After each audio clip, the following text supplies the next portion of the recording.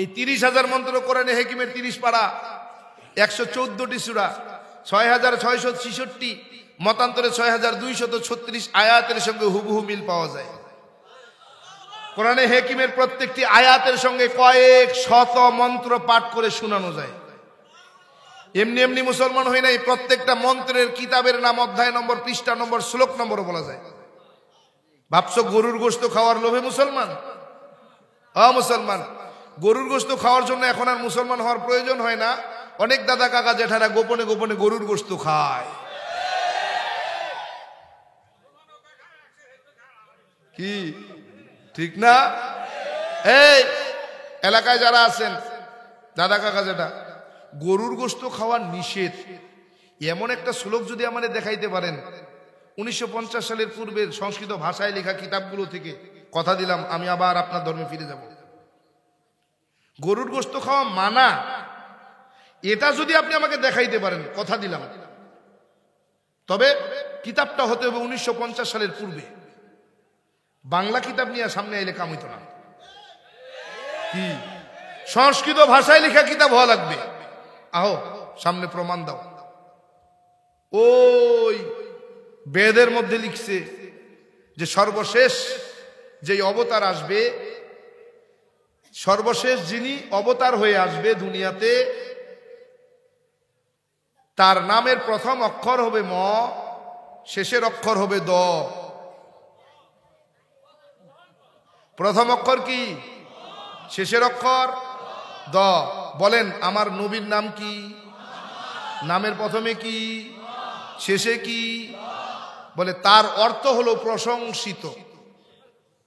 প্রথম অক্ষর হবে ম, শেষের অক্ষর হবে দ, অর্থ হবে প্রশংসিত। বলেন মুহাম্মদের অর্থ কি? আহা, বলে যে গরুর গোশত খাওয়াকে বৈধ মনে করবে। আমাদের নবীজি গরুর গোশত কি করছেন? হালাল না হারাম? বৈধ না অবৈধ? তাইলে বোঝা গেল তাদের ধর্মগ্রন্থেও আমার নবীজি সম্পর্কে স্পষ্ট দলিল আছে কি নাই? এজন্যই বলছি যে গরুর গোশত যে খাওয়া নিষেধ, এমন একটা শ্লোক তুমি আমাদের দেখাইতে যদি পারো 1950 সালের পূর্বের কোন গ্রন্থ থেকে, কিতাব থেকে, মাইনা নিলাম আমি তোমার হিন্দু ধর্মে ফিরে যাব। কত করে বুঝামু কন? এরপরেও বুঝবে?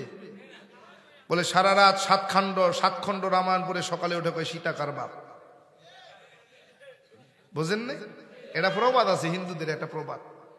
বলে কেমন? বলে এক গরিব কৃষক শখ জাগছে, রামায়ণ তো পড়তে পারে না, রামায়ণ তো সংস্কৃত ভাষায় লেখা, কিন্তু শুনছে যদি কেউ রামায়ণ পড়ে, আহারে কত পুণ্য যে হয়, স্বর্গে যাওয়ার জন্য যথেষ্ট হয়। কিন্তু রামায়ণ তো পড়তে পারি না, তাহলে কেমনে পড়ি, কি করা যায়? বলে শুনছে রামায়ণ পড়লে যেই পুণ্য, শুনলেও সেই পুণ্য। রামায়ণ পড়লে যেই পুণ্য নেকি হবে, শুনলেও একই নেকি হবে। তো চিন্তা করছে যা পড়তে পারি না, তাই কি ব্রাহ্মণেরা পারে না, পণ্ডিত পুরোহিত ডাক দিমু। একদিন এক পণ্ডিত মশাই করেছে, পণ্ডিত মশাই আপনি তো রামায়ণ পড়তে পারেন, তা আমার তো বড় শখ যে আমি যদি একটু রামায়ণটা পড়তে পারতাম তাহলে ভালো হইতো, কিন্তু পড়ার তো আর সুযোগ নাই। তা আপনি যদি আমার রামায়ণটা একটু পড়ে শুনাইতেন বড় উপকৃত হইতাম, আপনাকে উপযুক্ত দক্ষিণাও দিতাম, সমস্যা নাই। পণ্ডিত মশাই বলতেছে ঠিক আছে, তাহলে কবে যাইতাম? আপনি যদি চান আজকেও আইতে পারেন। ঠিক আছে, কখন? কয় সন্ধ্যার সময়। সারাদিন মাঠে কাজ বাজ আছে, সন্ধ্যার সময় ফিরি, সন্ধ্যার সময় পড়বেন, আমি সারা রাত ধরে শুনবো। আচ্ছা ঠিক আছে। পণ্ডিত মশাই সন্ধ্যাবেলা এসে কয় বাবু বাড়িতে আসিনি? ও আসি না। কান কেডা? কয় আমি পণ্ডিত মশাই, রামায়ণ শুনাইতাম। তো পণ্ডিত মশাই আসছে, কয় কই বইতাম, আসন দিছেন নি? কয় এনে বল। তো পণ্ডিত মশাই আসন দিছে, বসছে, রামায়ণ পড়বে। কয় আপনি বল। তো গরিব কৃষক একটা চেয়ার নিয়ে সামনে পাশে বইস, বয়া বয়া পণ্ডিত মশাই রামায়ণ পড়তেছে আর ঝুলতেছে আর শুনতেছে। কিন্তু সারাদিন তো ক্লান্ত, সারাদিন ক্লান্ত। কেবল ভগবান শ্রীরামচন্দ্রের জন্ম হইছে। কি ভগবানের কেবল কি হইছে? জন্ম হইছে। ওই সময় গেছে গা ঘুমায়া। এখন এই জন্মের পরে যে সীতার সঙ্গে তার বিয়ে হইছে, রাবণে চুরি করছে, আবার রাবণের কাছ থেকে উদ্ধার করছে, এই যে ঘটনাটা এটা তো ঘুমে ঘুমে শুনছে। সকালে যখন উঠছে, আগে তো কিছু জানে যে এখানে অভিনয় চরিত্র হলো ভগবান শ্রী রামচন্দ্র আর সীতা। তো সকালে উঠে যখন পণ্ডিত মশাই ধাক্কা দিছে, এই ভাই ওঠেন, লাফ দিয়ে উঠছে। ঘুমের মানুষ ধাক্কা দিলে কেমন হয়, মাথা ঠিক থাকে। কিস কিস কিস কয়ে, বাবু পড়া তো শেষ, তো আমাদের দক্ষিণা দেন, আমি যাই।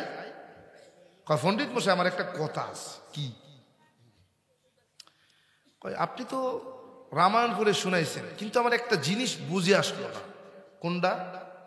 ওই যে সারা রাত ধরে আপনি 7 খণ্ড রামায়ণ করে শুনাইলেন, আমি বুঝলাম না সীতা কার বাপ। সীতা কার বাপ? পণ্ডিত মশাই কয়, সীতা কার বাপ মানে? আপনি এই শোনা শুনছেন? আমি কি সীতা কারো বাপের নাম কইছি? তো ভগবানের স্ত্রী, ভগবান শ্রী রামচন্দ্রের স্ত্রী হলো সীতা, তা আপনি বাপ শুনলেন করতে? কি বুঝেন না? আমি সারা রাত ভরে যদি 30,000 মন্ত্রের ব্যাখ্যা করে শুনাই, ওরা যখন শুনবে ঠিক আছে ঠিক আছে, মাওলানা যা কইতেছে, মৌলবী যা কইতেছে, কথা তো ঠিক, কথা সব ঠিক,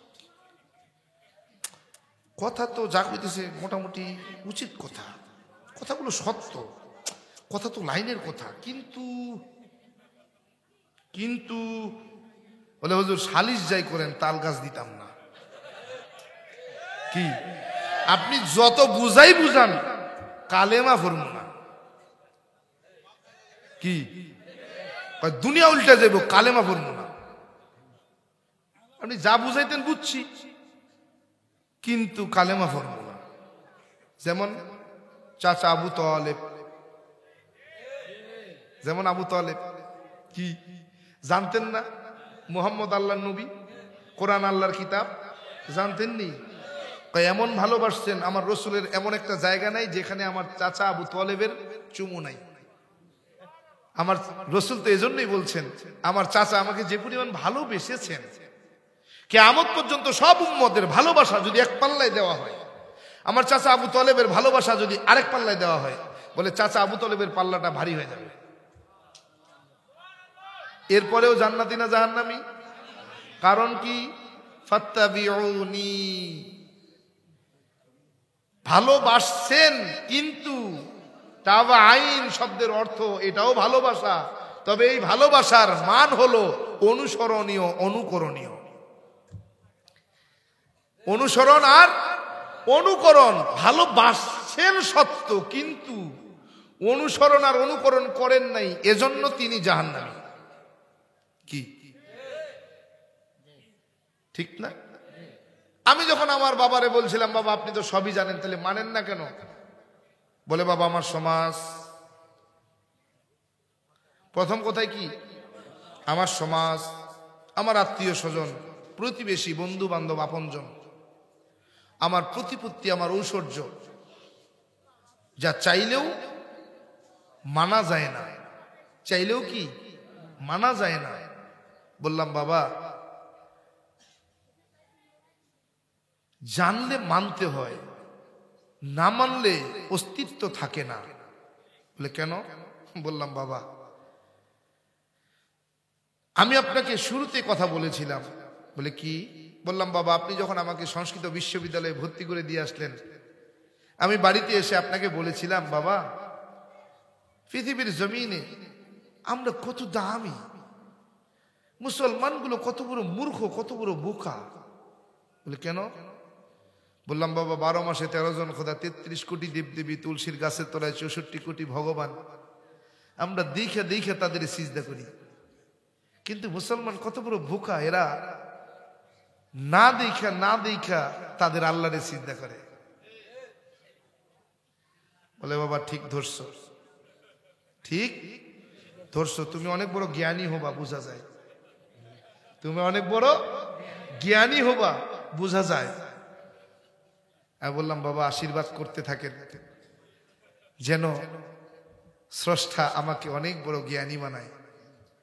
বলে হ্যাঁ আমি বুঝি তুমি আমার বংশের উজ্জ্বল নক্ষত্র হবে, তুমি অনেক জ্ঞানী হবে, আমার বংশের সুনাম খ্যাতি অর্জন করবে, আমার বংশের উজ্জ্বল হয়ে থাকবে, বোঝা যায়।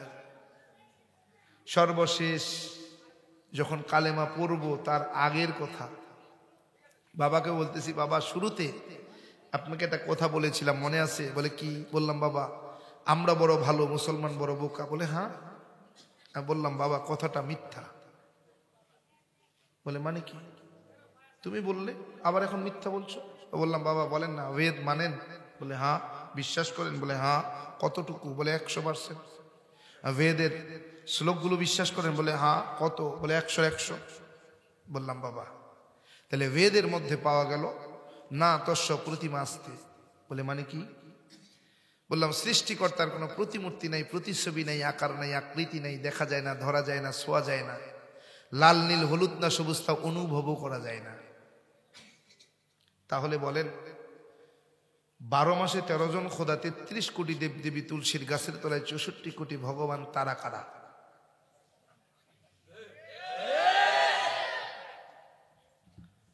বাবা বলে মানে? বললাম বাবা বলেন বেদ সত্য নাকি মিথ্যা? বলে সত্য। বেদের শ্লোক সত্য? বলে হ্যাঁ সত্য। যদি বেদ সত্য হয়, বেদের শ্লোক সত্য হয়, তাইলে মুসলমান সত্য, আমরা মিথ্যা। কারণ তারাও আল্লাহকে দেখে না, আর আমাদের ধর্ম বলছে আমরাও স্রষ্টাকে দেখি না, না দেখেই সিজদার কথা বলা হয়েছে। তারাও না দেখেই সিজদা করে, আমরা দেখে সিজদা করি, তাইলে আমাদেরটা ভুল, তাদেরটা ঠিক। কথা বলেন, কথা বলেন। বাবা বলে কি বুঝাতে চাও? আমি বললাম এখানেই শেষ না, সংক্ষেপে বলছি কিন্তু ছেড়ে দেবো তাই। বাবাকে বললাম বাবা শুধু এখানেই শেষ না, আপনি রাজভোগ কিতাব খুলেন, 2192 পৃষ্ঠার মধ্যে একখানা মন্ত্র আছে, শ্লোক আছে, দেখেন। বলে কি? বললাম কৃষ্ণং কৃষ্ণং শ্রীনন্দ কেশ সর্বনাম যুগে। বাবা বলে অর্থ কি? বললাম বাবা ভগবান শ্রীকৃষ্ণ বলতেছেন আমি যুগে যুগে কালে কালে মানুষের কল্যাণে অগণিত অবতার হয়ে দুনিয়ায় অবতরণ করেছি, সমস্ত অবতারগণ আমি ভগবান শ্রীকৃষ্ণকে ভগবান বলে মেনে নিয়েছি। বাবা বলে ঠিক তো আছে। আমাকে না ঠিক নাই তো। বলে কেন? বললাম বাবা স্রষ্টা যখন সৃষ্টি হয় তখন ওই সৃষ্টিকে কোন স্রষ্টা নিয়ন্ত্রণ করে? স্রষ্টা যখন সৃষ্টি হয় এই সৃষ্টিকে কোন স্রষ্টা নিয়ন্ত্রণ করে? বলে ভগবান শ্রীকৃষ্ণ। আমি বললাম বাবা ছিলেন স্রষ্টা, হলেন সৃষ্টি, তো যখন ভগবান শ্রীকৃষ্ণ অবতার হয়ে পূর্ব আকাশে সূর্য হয়ে ঝুলে গেলেন, এই সূর্য দেবতাকে কোন স্রষ্টা নিয়ন্ত্রণ করেছেন? বলে ভগবান শ্রীকৃষ্ণ। না, হতেই পারে না। ছিলেন স্রষ্টা, হলেন সৃষ্টি, এখন এই সৃষ্টিকে কোন স্রষ্টা নিয়ন্ত্রণ করেছেন? বলে তুমি কি বুঝাতে চাও? বললাম বাবা সূর্য দেবতা নামক সৃষ্টিকে যিনি নিয়ন্ত্রণ করেছেন তিনি কেউ নন, তিনি হলেন মুসলমানদের আল্লাহ। কে? বাবা বলতেছে বাবা যে আল্লাহ সেই তো ভগবান। কি?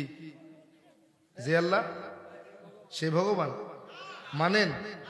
ফতোয়া দিয়ে গেলাম, যদি কোনো মুসলমান বলে যে আল্লাহ সেই ভগবান, আমি বলবো বিনা যুক্তিতে, বিনা তর্কে, বিনা দলিলে তুমি বেঈমান, কালেমা না পড়া পর্যন্ত তুমি আর হতে পারবে না মুসলমান।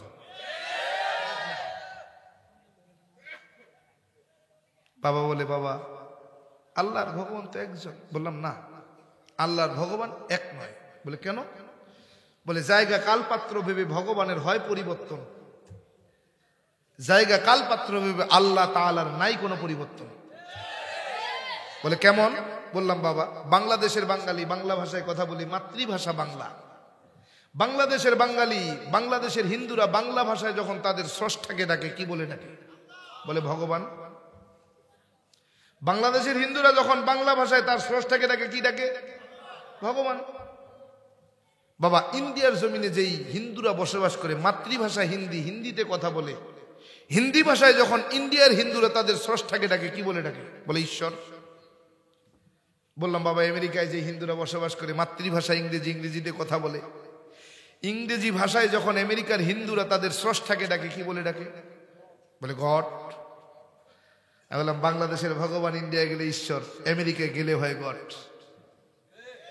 জায়গা কাল পাত্র ভেবে হয় তার পরিবর্তন, তার নাম ভগবান। কথা বলেন। বাংলাদেশের মুসলমান মাতৃভাষা বাংলা, বাংলা ভাষায় কথা বলি, বাংলায় যখন মুসলমান তার স্রষ্টাকে ডাকে কি বলে ডাকে? ইন্ডিয়ার জমিনে যেই মুসলমান বসবাস করে মাতৃভাষা হিন্দি, হিন্দিতে কথা বলে, হিন্দিতে যখন মুসলমান তার স্রষ্টাকে ডাকে কি বলে ডাকে? আমেরিকার জমিনে যে মুসলমান বসবাস করে ইংরেজিতে কথা বলে, মাতৃভাষা ইংরেজি, ইংরেজি ভাষায় যখন মুসলমান তার স্রষ্টাকে ডাকে কি বলে ডাকে? তার মানে বোঝা গেল পৃথিবীর 200-র কম বা বেশি দেশ, এই 200 দেশের মধ্যে যেখানেই যাবেন সেখানেই আমার আল্লাহ এক। কি ঠিক কিনা? জায়গা কাল পাত্র ভেবে হয় না যার পরিবর্তন, তিনি হলেন আল্লাহ। কথা বলেন, কথা বলেন। বাবা কয় বাবা বোঝো না কেন? আল্লাহ আর ভগবানের নাই কোনো পরিবর্তন, ব্যবধান। বলে কেমন? বলে বাবা ভগবান তো সর্বত্র বিরাজমান, আল্লাহ কেমন? বলে আল্লাহু নূরুস সামাওয়াতি ওয়া মা ফিল আরদ। বলে পৃথিবীর জমিনে সর্বত্র আমার আল্লাহ তাআলাকে পাওয়া যায়। বলে বান্দা তুমি আমারে কোথায় তালাশ করো? ফাইনামা তুআল্লু ফাসাম্মা ওয়াজহুল্লাহ। আল্লাহু আকবার। বান্দা ডানে তাকাবা তুমি, ডানে আমি আল্লাহ, বামে আমি আল্লাহ, সামনে আমি আল্লাহ, পিছনে আমি আল্লাহ। জমিনে তাকাও আমি আল্লাহ, আসমানে তাকাও আমি আল্লাহ। গাছের দিকে তাকাও আমি আল্লাহ, গাছের পাতার দিকে তাকাও আমি আল্লাহ। আল্লাহ আল্লাহ আর আল্লাহ, আল্লাহ ছাড়া কিছু নাই।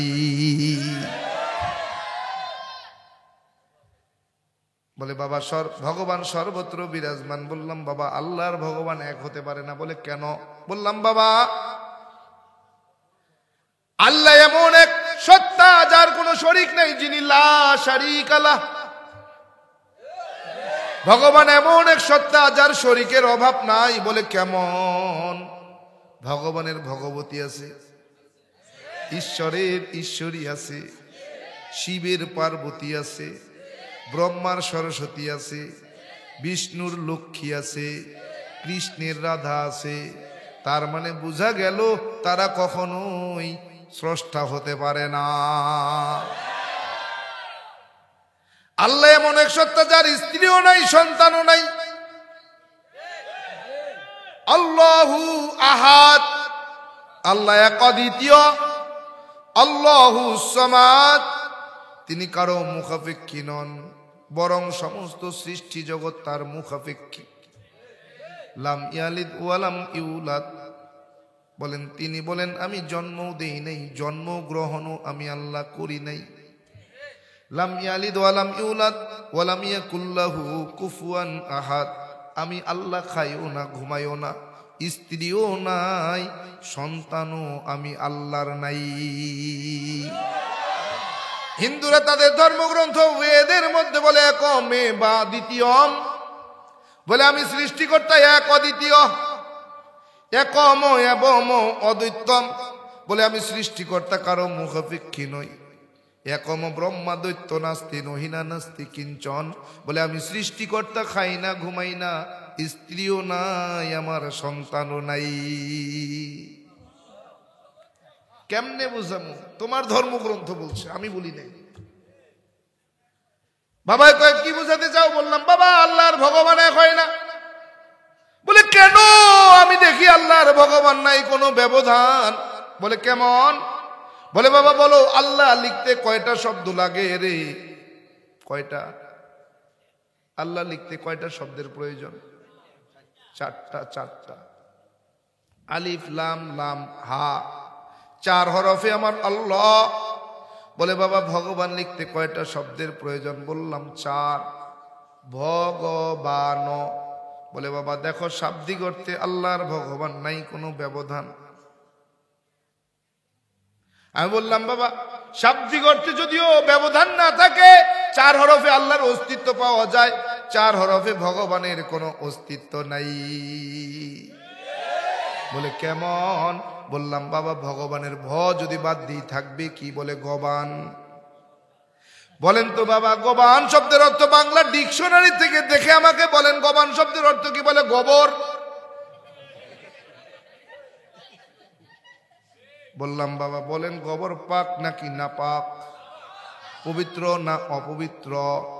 বাবারে কইলাম বাবা আপনার ভগবান কিন্তু নাপাক হয়ে গেলেন। বলে লাফাইস না, আল্লাহ খুঁজে পাবি না, আল্লাহ থাকবে না। বলে কেমন? বলে আলিফ লাম লাম হা, আলিফ যদি বাদ দিলাম থাকি কি? বলে লাম লাম হা। বলে এইবার তুমি আল্লাহরে কোন জায়গায় পাইবা? আসেনি? লিল্লাহি মা ফিস সামাওয়াতি ওয়া মা ফিল আরদ। আল্লাহু আকবার। আল্লাহ আসেনি? আল্লাহ এখনো আছে। বাবারে ডাক দেখুই বাবা গোবানের গ বাদ দিলাম থাকবে কি? বলে বান। বাংলা ডিকশনারি থেকে বলবেন বান শব্দের অর্থ বলে দুইটা। এক নম্বরে আমাদের এলাকায় বন্যারে কয় বান। দেখছেন না 2009 সালে যখন সংসদ নির্বাচন হলো, আমাদের ঠাকুরগাঁয়ের মাননীয় পানি সম্পদ মন্ত্রী ছিলেন রমেশ চন্দ্র সেন। সংসদে দাঁড়াইয়া বলতেছে মাননীয় স্পিকার আমার এলাকায় বড় দুন হইছে দুন। স্পিকার ডাক দেয়া কয় মাননীয় সংসদ সদস্য হোয়াট ইজ দুন? দুন কি? রমেশ চন্দ্র সেন মহোদয় বলতেছেন দুন ইজ সাইক্লোন, ঘূর্ণিঝড়। এক নম্বরে বান শব্দের অর্থ হলো বন্যা। দুই নম্বর বান শব্দের অর্থ হলো গাভীর ওলান। আমাদের গ্রামের ভাষা আপনাদের দিকে কি কয় জানি না। গাভীর যে দুধ দোয়ায় দুধের বাটরে কয় বান গ্রামের ভাষা। বাবায় কয় দুইটা, একটা হলো বন্যা, দুই নম্বরে হলো গাভীর ওলান। বাবারে কই বাবা আপনার ভগবান কিন্তু গাভীর ওলান। বাবা ডাক দিয়ে কয় লাফাইস না, আল্লাহ নাই। বলে কেমন? বলে আলিফ লাম লাম হা। এইবার যদি আরেকটা লাম বাদ দিই থাকবে কি? বলে লাম হা। বলে এইবার আল্লাহরে কেমনে বুঝাবা? আসেনি? লাহু মা ফিস সামাওয়াতি ওয়া মা ফিল আরদ। আল্লাহু আকবার। আল্লাহ আছে নাকি? আছে নাকি? বাবারে কই আল্লাহ এখনো আছে। বাবা ডাক দিয়ে কয় বাবা কি বলতে চাও? বললাম বাবা বানের ববাদ দিছি থাকবে কি? বলে ন। বাংলা ডিকশনারি থেকে বলবেন ন শব্দের অর্থ বলে দুইটা। এক নম্বরে আমরা গ্রামের ভাষায় যখন গণনা করি 5 6 7 8 9 10, এক নম্বরে গণনার নয়, দুই নম্বরে নাই।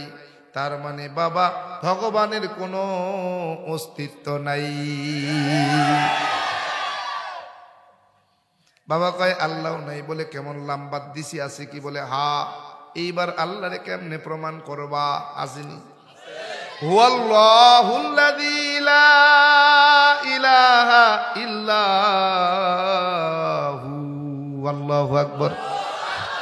আল্লাহ আসেনি? বাবারে কই বাবা আল্লাহ এখনো আছে, আল্লাহর অস্তিত্ব সব জায়গায়। বলে আল্লাহ এমন এক সত্তা রে যার অস্তিত্ব বিলীন হবার নয়। বাবা কয় বেটা কি বুঝাইতে চাও? বললাম বাবা এখানেই শেষ না, আরো আছে। সংক্ষেপে বলে যাই রে গোলাম, সংক্ষেপে বলে যাই কোরআনটা যে সত্য এর বাস্তব প্রমাণ আমি নিজে। বাইরে কাউকে বলার প্রয়োজন নাই, বাইরের কাউকে দিয়ে প্রমাণ করা লাগবে না। আমি নিজেই তার বাস্তব প্রমাণ। কোরআন যে সত্যের মধ্যে কোনো সন্দেহ নাই। বললাম কেমন? বাবারে ডাক দিয়ে কই বাবা বেদ খুলেন, উত্তরায়ণ বেদের একটা মন্ত্র, একটা শ্লোক। ডক্টর বেদ প্রকাশ উপাধ্যায় তিনি নিজে এই মন্ত্রের এই শ্লোকের ব্যাখ্যা করেছেন, অনুবাদ করেছেন। ডক্টর বেদ প্রকাশ উপাধ্যায় যেমন তেমন কোনো ব্যক্তি নয়। বলে যিনি 10টা ভাষার উপরে লন্ডনের অক্সফোর্ড বিশ্ববিদ্যালয় থেকে পিএইচডি করেছেন। ডক্টর বেদ প্রকাশ উপাধ্যায় তার লিখিত একটা কিতাব কল্কি অবতার 33 নম্বর পৃষ্ঠার মধ্যে তিনি মন্ত্রটার ব্যাখ্যা করেছেন। ডক্টর বেদ প্রকাশ উপাধ্যায় বলে দুনিয়ার হিন্দু মানুষ, যদি তুমি নিজেকে হিন্দু পরিচয় দিতে চাও রে, দুইটা জিনিস মনে প্রাণে তুমি মেনে নাও। বলে কি? বাবা ডাক দিয়ে কয় বাবা কি বলতে চাও? বললাম বাবা উত্তরায়ণ বেদের মধ্যে একখানা শ্লোক আছে। বলে কি? বলে লা ইলাহা ওয়াতি পাপম ইল্লু ইলাহা পরম পাদম। জন্ম বৈকুণ্ঠ পয়নতি ত জপি নাম মুহাম্মদ।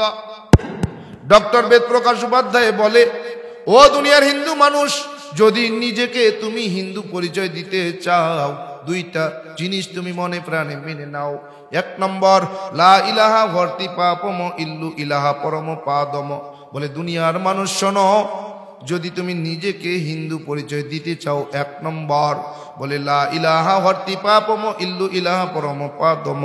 যদি তুমি পাপ থেকে মুক্তি পেতে চাও, পাপগুলোকে পুণ্যের দ্বারা পরিবর্তন করাতে চাও ও দুনিয়ার মানুষ, আর যদি তুমি পাপ থেকে মুক্তি পেতে চাও, পাপগুলোকে পুণ্যের দ্বারা পরিবর্তন করাতে চাও, 12 মাসে 13 জন খোদা, 33 কোটি দেব দেবী, তুলসীর গাছের তলায় 64 কোটি ভগবান ত্যাগ করো, লা ইলাহা ইল্লু ইলাহা নামক কালেমা পড়ে মুসলমান ধর্ম গ্রহণ করো। 2 নম্বর, জন্ম বৈকুণ্ঠ পরিণতি ত জপি নাম মুহাম্মদ। আর মৃত্যুর পরে যদি বৈকুণ্ঠ নামক স্বর্গ তুমি পাইতে চাও, এমনি পাওয়া যাবে না। যেই স্বর্গে গেলে ক্ষুধার যন্ত্রণা থাকবে না, যেই স্বর্গে গেলে পানির পিপাসা লাগবে না, যেই স্বর্গে গেলে গাছের পাকা ফল ছুটায়া খেতে কেউ নিষেধ করবে না, যেই স্বর্গে গেলে কোনোদিন তোমার বয়স বাড়বে না, যেই স্বর্গে গেলে কোনোদিন তোমার অসুস্থ হওয়া লাগবে না, তুমি অসুস্থ হবে না, যেই স্বর্গে গেলে কখনো তোমার মৃত্যুবরণ করা লাগবে না, যেই স্বর্গে গেলে আবার দুনিয়ায় ফিরে আসা লাগবে না, ওই স্বর্গে যদি যেতে চাও এমনি যাওয়া যাবে না। অপইনুতি ত জপি নাম মুহাম্মদ। মুহাম্মদের জীবন আদর্শ তোমার জীবন আদর্শ বানাও। এই 2টা কাজ করলে তুমি হিন্দু। আর যদি একটাকে অস্বীকার করো, তুমি হিন্দু না। কথা আমার না তাগো? কথা বলছে কি আমি না তারা? তারা বলছে তারা। যদি এখন মনে হয় যে ভুল বলছি, তাদের ধরো। কি এখানেই শেষ না? পৃথিবীর জমিনে কুরআন নাজিল হইতেছে মক্কার জমিন থেকে 3 মাইল উত্তরে। কোথায়? ভালো করে ইতিহাস মনে রাখেন, কোরআন নাজিলের ইতিহাস। মুসলমান ইতিহাস তো অনেক শুনছেন, একটু ইতিহাসটা শোনেন কেমনে নাজিল হইতেছে।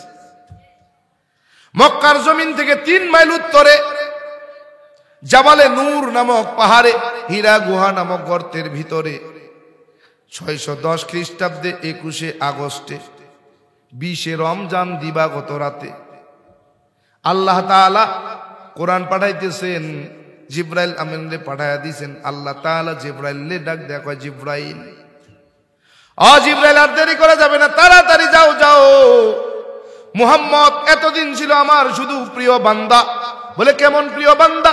মুহাম্মদ নবুয়ত পায় নাই, ওই মুহাম্মদ রে মক্কার জমিনের বেঈমানেরা আলামিন নাম দিয়েছে, আলামিন। বলে কেমন আমার প্রিয় বান্দা, যাকে আমি দুনিয়ার জমিনে নবুয়ত ছাড়া বেঈমানদের কাছে আলামিন নামে পরিচয় করাইয়া দিছি। যে মুহাম্মদ মক্কার জমিনে এত আমানতদার রে, যার আমানতদারের উপরে কোনো বেঈমানরাও কথা বলতে পারেনি। বলে মুহাম্মদের মতো আমানতদার এই মক্কার জমিনে দ্বিতীয় জন হতে পারে না। মক্কার মতো দার্শনিক, মক্কার জমিনের মধ্যে আমার নবীর মতো ডাক্তার, আমার নবীর মতো সফল ব্যবসায়ী দ্বিতীয় আর কেউ নাই রে। আল্লাহ তাআলা নবুয়তের আগেই আমার নবীকে মন প্রাণ দিয়ে উজাড় করে ভালোবাসছেন। বলে আমার নবীর এত পাগল ছিলেন, এত পাগল, এত পাগল, যাকে আমার আল্লাহ তাআলা হাবিবুল্লাহ বলে ডাকতেন। কি বলে ডাকছেন? হাবিবুল্লাহ। বলে মানে কি? বলে হাবিবুল্লাহ এমন একজন ব্যক্তি রে, যার জন্য আল্লাহ নিজে পাগল। আল্লাহ তাআলা এই জমিনের মধ্যে 2 জন নবীরে সব থেকে ভালোবেসেছেন। বলে একজন খলিলুল্লাহ আর একজন হাবিবুল্লাহ। বলে 2 জনই আল্লাহর প্রিয় নবী। তবে খলিলুল্লাহ হাবিবুল্লাহর মধ্যে পার্থক্য কি? বলে খলিলুল্লাহ হলেন তিনি যিনি আল্লাহ তাআলার জন্য পাগল ছিলেন, যিনি কি আল্লাহ বলতে দেরি, পালন করতে দেরি নাই। আল্লাহ তাআলার এত পাগল, নিজের সন্তান কলিজার টুকরা সন্তানরেও জবাই করতে দেরি করে নাই। কি আল্লাহ বলেন তিনি হলেন খলিলুল্লাহ, যে আমার জন্য পাগল, আমার জন্য দুনিয়ার সব কিছু ছাইরা দিছে। ফিরিস্তায় ডাক দেখে, আল্লাহ ইব্রাহিম যে আপনার খলিল, আপনাকে মোহাব্বত করে, এটা আমার বিশ্বাস হয় না। কয় আমার ইব্রাহিম আমার জন্য পৃথিবীর সব ছাইরা দিতে পারে, কয় এটা বিশ্বাস হয় না। না, কয় পরীক্ষা কইরা নাও। ফিরিস্তা এসে দরজার সামনে রাখছে, আল্লাহু করিম। ইব্রাহিম নবী দৌড়ে দরজার সামনে এসে, কে রে আমার আল্লাহর নাম ধরে ডাকছে? কয় আমি। কয় আরেকটু ক, আরেকবার ক। কয় এমনি কইতাম না। কি দিবি ক? কয় তুই নিবি ক। কয় কি দিবি ক? কয় যা তোর ভেড়ার পাল দিয়া দিলাম। আরেকবার তারপরেও শোনা। দ্বিতীয়বার বলছে আল্লাহু করিম। এত মজা লাগছে, আল্লাহর নবী ডাক দেখ, আরেকবার ক। কয় এমনি কইতাম না। কি লাগবো? কয় কি দিবেন? যদি আরেকবার শোনাই। কয় উটের পাল দিয়া দিলাম। আবার কইছে আল্লাহু করিম। কয় আরে কি মজা, আরেকবার শোনা। বলে না না না না, কোয়া যাবে না। ক কি দিবি? কয় আমার কাছে তো আর কিছু নাই রে। কয় তাইলে আর কম যাইতো না। বলে আগন্তুক, তোমার ভেড়া আর উটের রাখাল লাগবো নি, আমি তোমার উট আর ভেড়াগুলো লালন পালন করব, রাখাল হয়ে যাব। আরেকবার শোনা। আরেকবার কইছে আল্লাহু করিম। আহা, কইতে দেরি আমার নবী আব্বাজান সাইয়েদিনা আদম ইব্রাহিম নবী খুশি হয়ে গেছে। কয় আরেকবার ক। কয় কর কায় না নাই, কি দিবি? বলে আমি তোর গোলামি করব রে যতদিন বাইচা থাকবো। আরেকবার ক। ফিরিস্তা আরেকবার আল্লাহু কারিম বইলা ডাক দিয়েছে, আমার আব্বাজান সাইয়েদিনা ইব্রাহিম খলিলুল্লাহ গোলাম হয়ে গেছে। কই মালিক যেমনে কইবেন সেমনে চলবো। কই ইব্রাহিম রে, আমি তোমার কিছু নিতে আসি নাই রে, তোমাকে একটু পরীক্ষা করার জন্য আসছি। আমার আল্লাহ তাআলার সঙ্গে ওয়াদা করছি পরীক্ষা করব।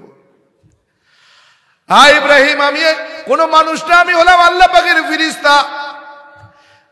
তুমি আমার আল্লাহকে কত ভালোবাসো এটা প্রমাণ করার জন্য আসছি রে।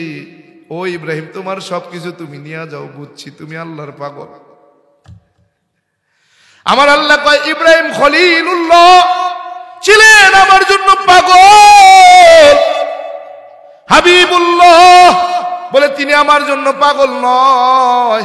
বলে আমি আল্লাহ তাআলা হাবিবের জন্য পাগল। বলে হাবিবুল্লাহ, যার জন্য আমি আল্লাহ তাআলা নিজেই পাগল।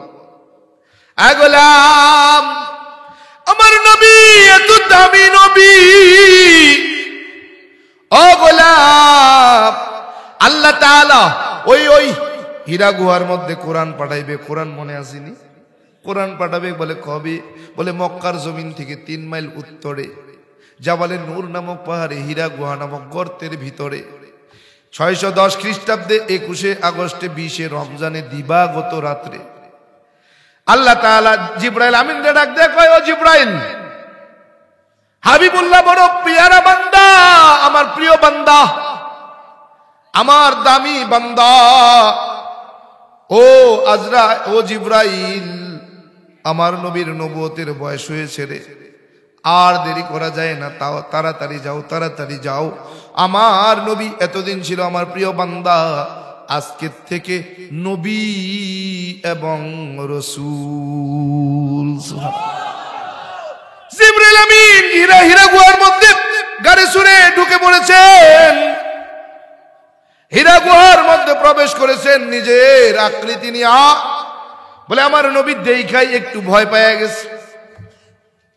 বলে হায় হায়, এত বড় বিকট আকৃতি। বলে কেমন বিকট আকৃতি? বলে প্রধান 4 ফেরেশতা আল্লাহ তাআলা এত বিশাল করে বানাইছে রে, ওই প্রধান 4 ফেরেশতার মাথাটা এত বড়, বলে দুনিয়ার জমিনে যদি ফেলে দেওয়া হয় পৃথিবী ভেদ করে উপরে উঠে যাবে, এত বড় মাথা। বলে দুনিয়ার জমিনে যত পানি আছে সমস্ত পানি যদি একত্র করা হয়, চার প্রধান ফেরেশতার মাথাগুলোকে যদি একটা চারি বানানো হয়, গরুরে পানি খাওয়া, এটা কি কোন? হ্যাঁ কি কোন? কাতলা, গাবলা, গাবলা বলে চার ফেরেশতার মাথাটা যদি একটা গাবলা বানানো হয়, গাবলা, পৃথিবীর সমস্ত পানিটা যদি গাবলার মধ্যে ঢালা হয়, এক ফোঁটা পানিও উপর থেকে উঠা জমিনে পড়বে না। মাথা হলো এই, তাহলে শরীর কেমন? আমার নবীজি দেখে একটু ভয় পায়া গেছেন, ভয় পায়া ডাক দিয়ে কইতেছেন, মান আনতা শায়খ, আপনার পরিচয় কি, আপনি কে বলেন? জিবরাইল আমিন বলতেছেন, আনা জিবরাইল, আমি আল্লাহ তাআলার প্রেরিত দূত, আমি আল্লাহ পাকের ফেরেশতা জিবরাইল, আমি আল্লাহ তাআলার বার্তাবাহক জিবরাইল। বলে কেন আসছেন? বলে নবী আমার, এতদিন তো শুধু আপনি আল্লাহ তাআলার কাছে প্রিয় বান্দা হিসেবে ছিলেন, আজকে শুধু প্রিয় বান্দা নয় রে, আল্লাহ তাআলা নবী এবং রসুল হিসেবে কবুল করেছেন। জিবরাইল আমিন নবুয়তের সিলমোহর পিঠ মোবারকে লাগায় দিয়া জিবরাইল আমিন আমার নবীকে বলতেছেন, হে রসুল ইকরা, কি বলতেছেন? হে নবী পড়ুন, হে রসুল পড়ুন। আমার নবীজি এমন ছিলেন বলে জীবনে কোনোদিন স্কুল কলেজ ভার্সিটিতে পড়ে নাই, জীবনে কোনোদিন মসজিদ মক্তবার মাদ্রাসায় যায় নাই। আমার নবী জবাবে বলতেছেন, আনা বিকারিন, আমি পড়তে জানি না, আমি পড়তে জানি না। এমন একজন ব্যক্তির উপরে কেন কোরআন পাঠাইবেন? কেন পাঠাইবেন? কেন? বলে এমন এই জন্য পাঠাইবেন যেন দুনিয়ার মানুষ বলতে না পারে এটা মুহাম্মদের মন গড়া কথা, এই কথাটা যেন বলতে না পারে রে। এই জন্য আমার আল্লাহ তাআলা এমন একজন ব্যক্তির উপরে কোরআন পাঠাইছেন, নবী হিসেবে কবুল করেছেন। আমার নবী বলতেছেন, আনা বিকারিম, আমি পড়তে জানি না। জিবরাইল আমিন আমার নবীকে বুকের সঙ্গে জড়াইয়া চাপ দিয়া ছেড়ে দিয়েছেন। দ্বিতীয়বার বলতেছেন, হে রসুল ইকরা, হে নবী পড়ুন। দ্বিতীয়বার আমার নবী বলেন, আনা বিকারিম, আমি পড়তে জানি না। দ্বিতীয়বার বুকের সঙ্গে জড়াইয়া চাপ দিয়া ছেড়ে দিয়া বলেন, হে নবী ইকরা, হে নবী পড়ুন। তৃতীয়বার আমার নবী বলতেছেন, আনা বিকারিম, আমি পড়তে জানি না। তৃতীয়বার আমার নবীকে বুকের সঙ্গে জড়াইয়া ছেড়ে দিয়া বলতেছেন, ইকরা বিসমি রাব্বিকাল্লাযী খলাক, হে রাসূল পড়ুন আপনার রবের নামের পড়া, যিনি আপনাকে সৃষ্টি করেছেন। সুবহানাল্লাহ। এতটুকু শুধু জিবরাইল আমিন বলছেন, আমার নবী বলতে শুরু করে দিয়েছেন, ইকরা বিসমি রাব্বিকাল্লাযী খলাক, খলাকাল ইনসানা মিন আলাক, ইকরা রাব্বুকাল আকরাম, আল্লাযী আল্লামা বিল কলাম, আল্লামাল ইনসানা মা লাম ইয়ালাম। আল্লাহু আকবার। 5 আয়াত করে শুনায়া দিয়েছেন। জিবরাইল আমিন চলে গেছেন, আমার নবী বাড়িতে ফিরে গেছেন। আম্মাজান খাদিজা রাদিয়াল্লাহু তাআলা আনহার সামনে গিয়া বলেন, ও খাদিজা, আল্লাহ তাআলা আমাকে আজকে নবুয়তের সিলমোহর দান করছে। আমি শুধু আল্লাহর প্রিয় বান্দা না, আমি প্রিয় বান্দা, নবী এবং রাসূল হিসেবে আমার আল্লাহ কবুল করেছে। আমার আম্মাজান খাদিজা রাদিয়াল্লাহু তাআলা না খুশি হয়ে গেছে।